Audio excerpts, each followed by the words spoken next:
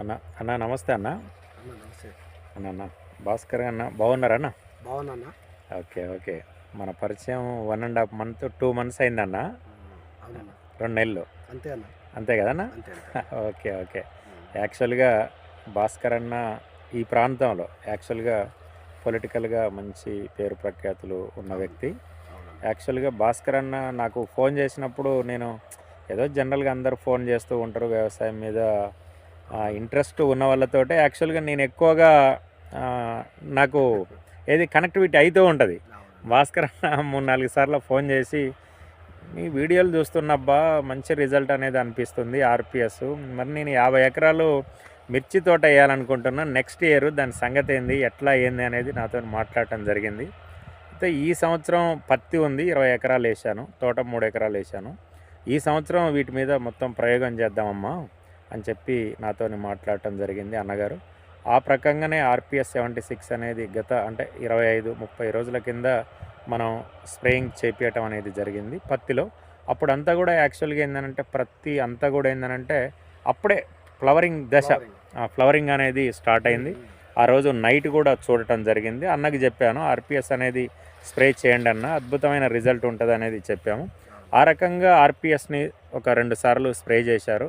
అన్నగారి మాటల్లో రైతులకు యాక్చువల్గా ఆర్పిఎస్ కొట్టిన తర్వాత మీరు అనుకున్న విధంగా 15 క్వింటాలకు ఎబోవ్ రావాలి సోమన్న, రిజల్ట్ అట్లుంటేనే మనకు వర్కౌట్ అయ్యిద్ది రైతుకు అనేది చెప్పడం జరిగింది. మరి ఇప్పుడు ఆ రైతు ఒక ధైర్యం ఎలా ఉంది, ఈ ఫీల్డ్లో 20 ఎకరాల ఫీల్డ్లో ఎకరానికి ఎన్ని క్వింటాలు అయ్యిద్ది అసలు ఇప్పుడు ఈ నెల, ఇప్పుడు యాక్చువల్గా అందరి పత్తులన్నీ కూడా లోడుపోయినాయి. వాస్తవంగా అందరి పత్తులంతా కూడా లోడుపోయినాయి ఎకరానికి. కానీ అన్నగారి పత్తి మాత్రం చూడండి, ఈ బిట్టు మొత్తం ఎటు చూసినా కానీ ఏంటంటే పచ్చదనం ఉంది అంతా కూడా.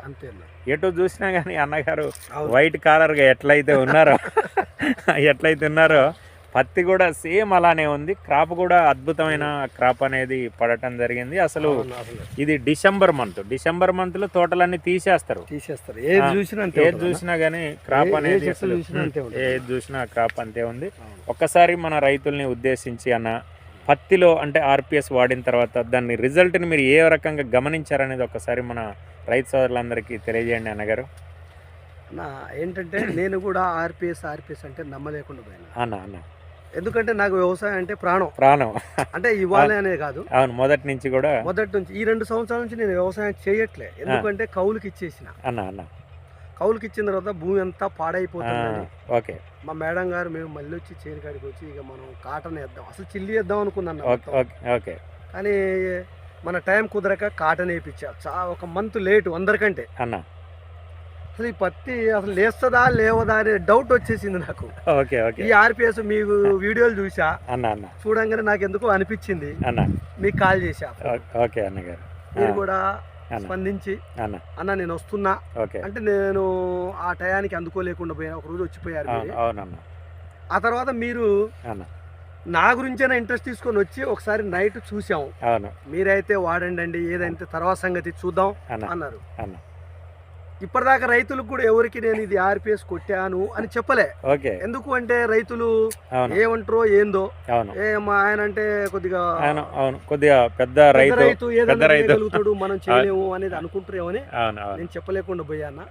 కానీ ఆర్పిఎస్ కొట్టడం వల్ల మంచి రిజల్ట్ వచ్చింది. నేను అనుకుంటున్నా ఇదైతే 15 నుంచి 20 క్వింటాల మధ్యలో వస్తుందని నేనైతే అనుకుంటున్నా. దరిదాపుగా అయితే డిసెంబర్ నెలలో ఈ క్రాప్ ఉంది, కాయ కూడా అని అనుకుంటే చాలా రేర్ అద్భుతమైంది అన్న ప్రొడక్ట్ అయితే నేను అనుకుంటున్నా. అదే ప్రకారంగా ఈ రిజల్ట్ చూసిన తర్వాత నేను నెక్స్ట్ ఇయర్ 30 నుంచి 40 ఎకరాలు చిల్లి వేద్దామని. అంతేనన్నా? 100% అన్న. నేను నా ట్రాక్ మళ్ళీ నేనే తీయాల. నేను 25 ఎకరాలు వేసిన రైతున్నా. ఒకప్పుడు కాదు, లాస్ట్ 2 years బ్యాకే. అంతేనన్నా? 25 ఎకర్స్ వేసాను. అద్భుతమైన రిజల్ట్ వచ్చింది. ఆనాడు నాకు శ్రీరామ్ తాతయ్య గారు చాలా చాలా అంత టైట్ ఉన్నా కూడా నారు పంపించిండు. తెలుగుదేశం అభిమానిగా అందరూ 2 రూపాయలు 3 రూపాయలు అమ్ముకున్నా నాకు రూపాయికే పంపించడం జరిగింది. అటనే 25 క్వింటాల్ లెక్క వచ్చింది, 500 క్వింటాల్ మిర్చి అయింది. ఓకే అన్న. మళ్ళీ మీ ద్వారాగా అన్న నెక్స్ట్ ఇయర్ నేను 30 నుంచి 40 ఎకరాలు వేయాలా. ఓకే. నేను 40 క్వింటాలు మీరు అన్నట్టు పండియాలనేది నా గోలు. Okay okay. నేను నా పిల్లల కోసం వాళ్ళు ఆటోమేటిక్ గా బయటికి వెళ్ళారు. కానీ నేను ఈ వ్యవసాయాన్ని చుట్టుపక్కల రైతులందరికీ ఆదర్శంగా కావాలని మీ ద్వారాగా ఇదంతా ఈ ఏరియా ఏంటంటే అన్న మొత్తం ట్రైబ్స్ ఎస్టీ లంబాడా తలా 2-3 ఎకరాలతోటి ఉన్నారు. మన్ని చూసి అందరూ వాళ్ళు కూడా ముందుకు రావాలని కోరుకుంటూ ఆర్పిఎస్ కొట్టడం వల్ల చాలా చాలా చాలా బెనిఫిట్ ఉంది. మందు కట్టలు కూడా తగ్గుతుంది. అదే విధంగా క్రాప్ కూడా దగ్గర వస్తుందని నేను అనుకుంటున్నాను. అసలు క్రాప్ అసలు నేను ఆశించలేదా, అనుకోలేదన్న ఇట్లా వస్తుందని. ఏ చెట్టు చూసినా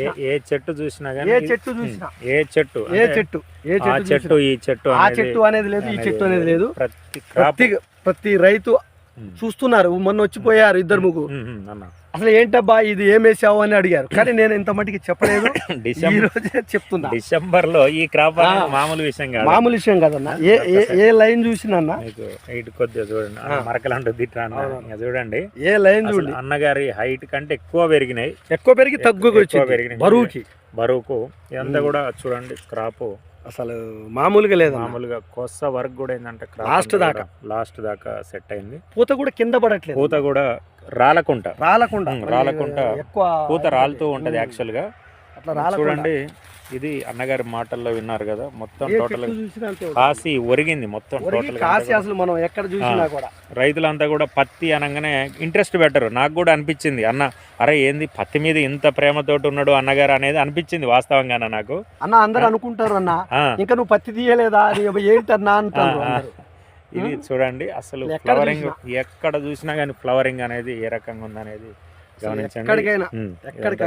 ఎక్కడికి ఫ్లవరింగ్ అనేది ఉంది. ఇది భాస్కర్